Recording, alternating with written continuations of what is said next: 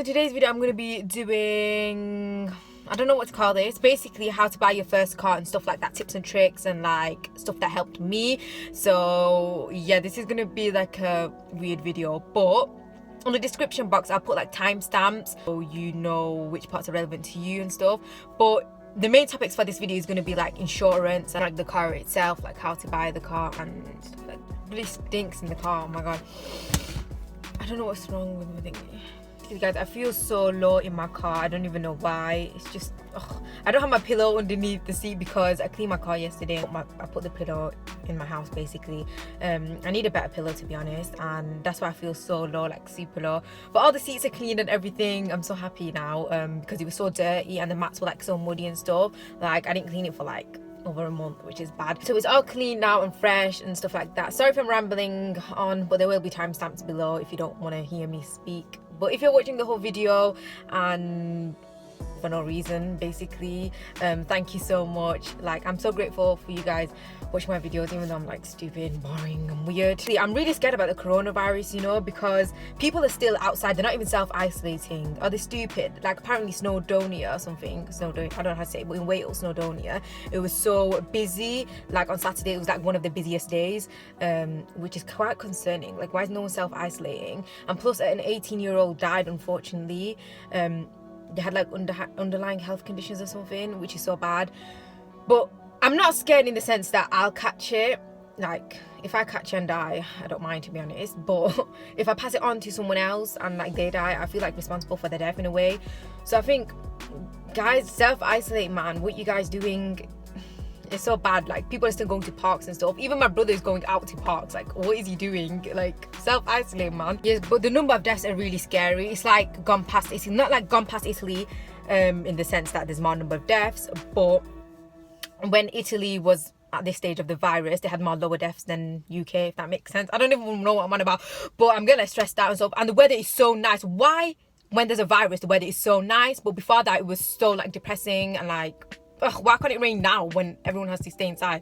It's so annoying. But I don't know what I'm on about. But let's start with the video. And first of all, I'm going to be talking about insurance and stuff like that. So I'll start off by saying how much my insurance was. Mine was like 2,300 and something, like just over 2,300, and it came with a black box. So I had to install it within 30 days, but I maxed it out. Advice to get like cheap insurance and stuff like that. Don't just look at the comparison website, because some companies are not on the comparison website. Like, what's it called? Compare the Supermarket? I don't know. But some companies are not on there. So shout out to Fahim. If you're watching this, thank you so much. Like, without your help, I would have not found a good deal. So thanks so much if you're watching. If you're not watching, then you'll never know that I gave you a shout out. But thank you so much, Fahim. So for example, like Direct Line is not on the comparison websites, and like Aviva and Insure the Box. Apparently Aviva is bad though, so I suggest you stay away from them, especially if you're getting a black box with them. So maybe stay away from them. So yeah, make sure to look at independent companies that are not on the comparison websites. That will help a lot. And yeah, furthermore, to get a better deal, you can like add drivers. Say if you're like siblings or like your parents drive, make sure to add them because it reduces the price. It actually does. Don't just put your name on the insurance. You won't get the lowest price deal, if you know what I mean. So make sure to add like your dad, your brothers, your sisters, like second drivers, third drivers, stuff like that. And also play around with it. This is not illegal, by the way, so obviously it won't be. But yeah, play around with it.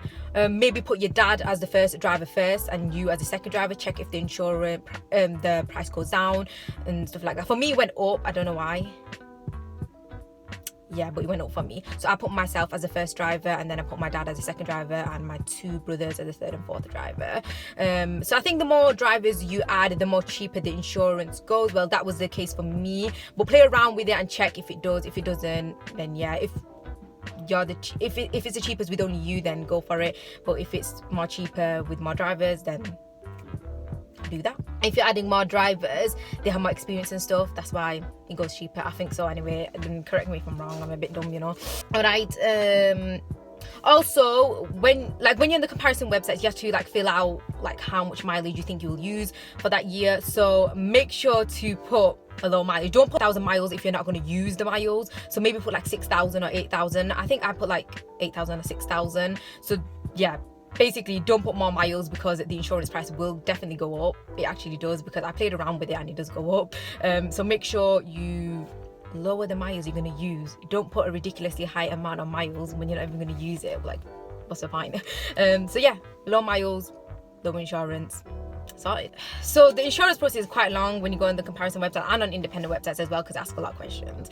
So make sure to play around with, you know, when you have to say where you're going to keep the car in the morning and in the night, make sure you see what's cheap and that, but maybe don't say you're going to keep your car in a locked garage like overnight if you don't even have a garage, because say if you have a car crash, it's a bit of a sticky one, like they might, you know, check the location out, stuff like that. It's a bit risky. So what I put is, for the morning, obviously keep it at home, like next to my home, and in the night keep it a street away from home, I think, and that was the cheapest deal for me. But play around with it and see if you get a cheaper deal. For example, if you have a drive, say that you're going to put your car on the driveway and check if it goes down. I did check that, even though I don't have a drive, by the way, and it didn't go down. Like, the ones that I put gave me the lowest insurance, basically. So yeah. Oh yeah, so basically when you fill out your profession, play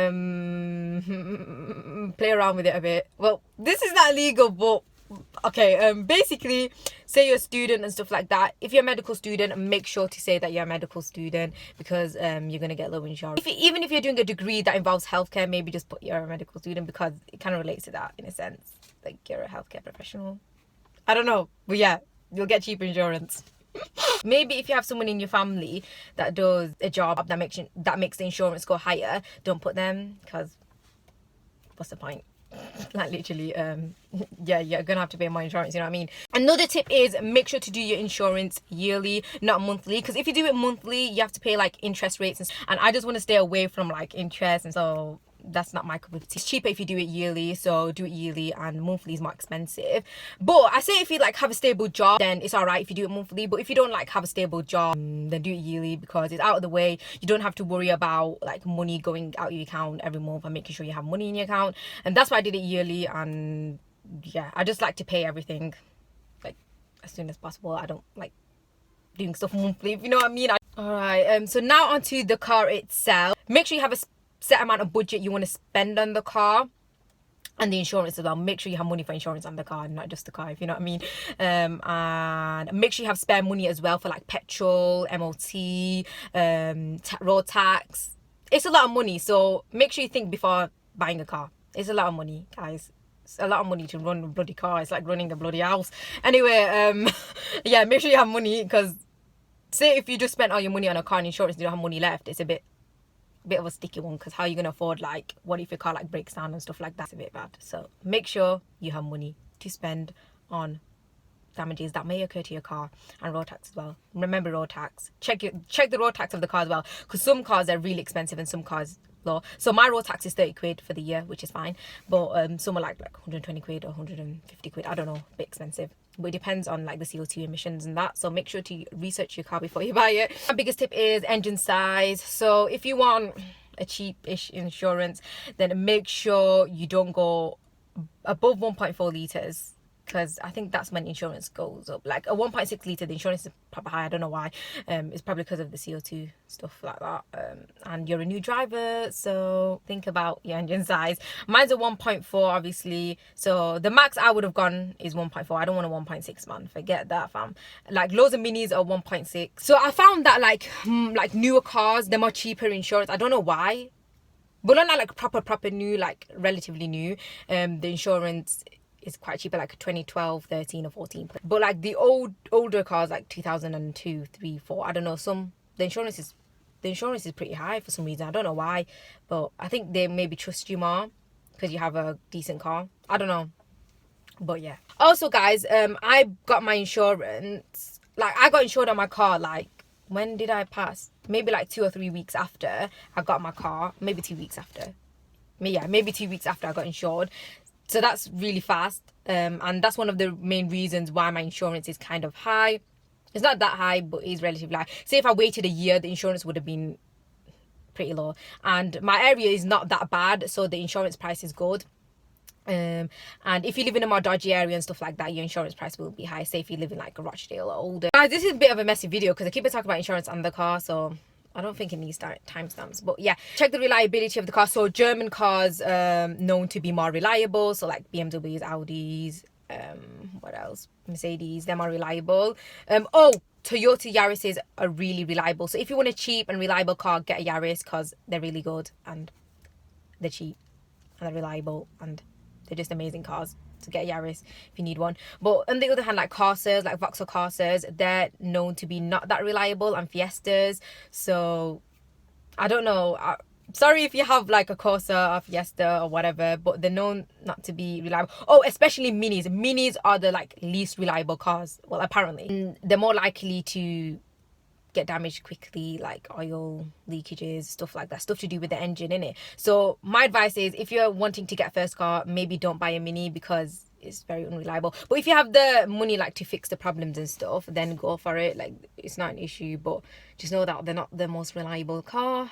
So make sure you have money. If you don't have money, you're in a slight problem. Also, guys, check the mod history and stuff like that to see if there's any problems with the car.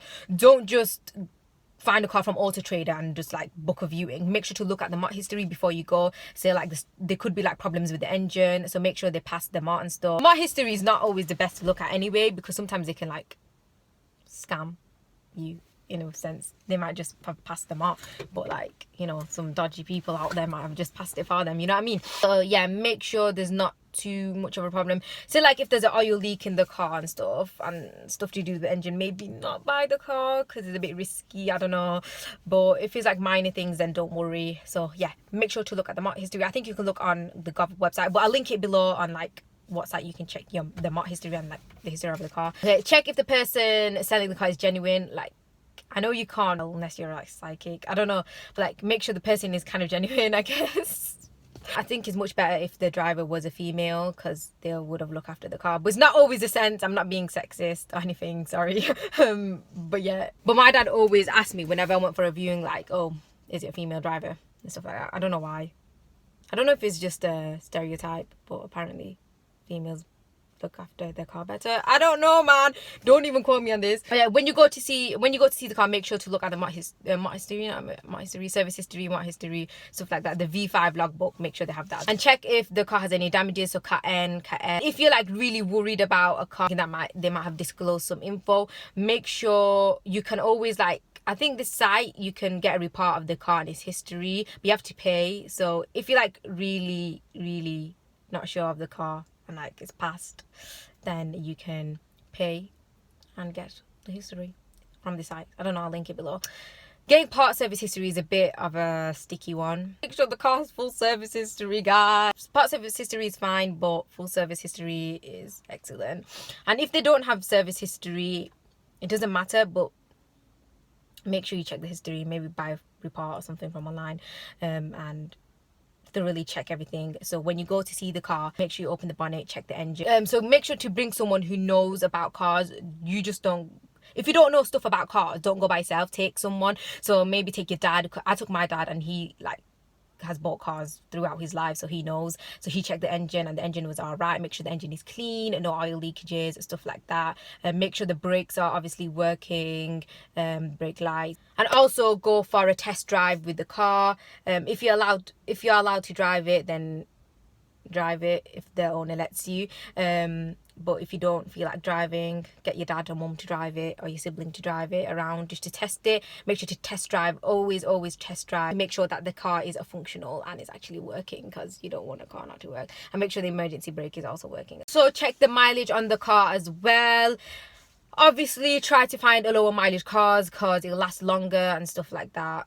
Hopefully I don't jinx that. But yeah, it's more better if you buy a low miles car. Don't buy a car that has 100,000 miles on. Like, it's not gonna last you, mate. You want a car that lasts. Unless you don't, then buy it. But especially if it's a petrol car, don't get cars over like 100,000. It's dead. The car is dead. What are you gonna do with it?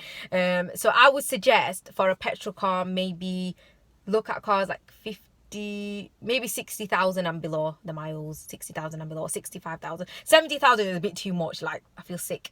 70,000, no way, don't come next to me. That's just me though. I want a car that lasts long, and I want a car that hasn't been used that much. So that's just me. But if you don't mind, then go for it. But don't get like ridiculously high mileage on a car. If it's the only thing you can afford, then go for it. But you might as well get a lower mileage car and pay just the extra if you have the money. I think mine was on 22,000, so it's quite low. And I wanted a low mileage car because I want it to last a few years. So yeah, make sure to check the mileage. And if it's a diesel car, then it doesn't matter if the mileage is particularly high, because a diesel car lasts longer, but petrol cars, they easily die. So that's why I'm saying don't even go over 70,000. 70,000 and below, maybe it's all right. 70,000 and below, no, I don't like it though, it sounds so high. Okay, whatever. But low mileage, make sure it's low mileage. Yeah, so the main part of this video is make sure you have money to spend on the car, road tax, also breakdown. Make sure to get a breakdown, especially if you're going to like long distances. Say for me, I go to uni and it's like 26 miles, I think, to Manchester. Depends on the route I take though.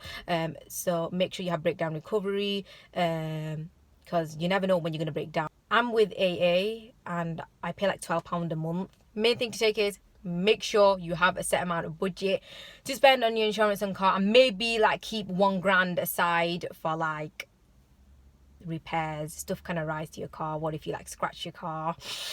What if you, I don't know, something happens to your wheels and you need to get a new wheel? You need money. You need petrol money as well. And if you don't have a job, you definitely need to have money on the side. Having a car is like having a baby. You need money. Don't go into buying a car thinking it's easy and simple and straight path. It's not. You need money. You actually need money. You need money. Money is what runs the world. Money is life. So you need money. If you have a job, it's all right. And if you have like a job that's not temporary and you're working, it's all right. You don't really need like money saved. So I hope you guys enjoyed the video. If you did, make sure to give it a huge thumbs up. Make sure to subscribe if you want to, and if you enjoy my videos, and comment down below like what videos you want to see from me, like more drive-throughs, more drive with me's. Can't really go out much now because of isolation, but I can do drive with me. Costa is bloody closed, and McDonald's and Nando's. What are they playing at? Nando's is closed, and Mackey's. Good thing I got my Mackey's fixed. I can't believe Mackey's is fixed a drive-through as well. What the hell? Well, Mackey's is bloody closed.